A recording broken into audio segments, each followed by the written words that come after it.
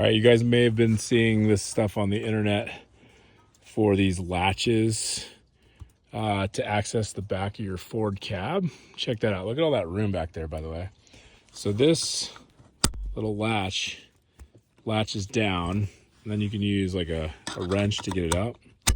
So that unhooks it. The unfortunate thing is the engineers didn't do a strap, which would have totally been an easy fix. Anyway, I think there's a cheaper way to do this. A jerry rig, this is actually a paper clip and a rubber grommet that's keeping it on. So, and then a paper clip. I think I can do a better watch, but this scope, that's clipped on.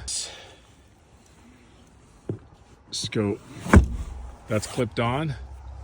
And you see this little tab right here?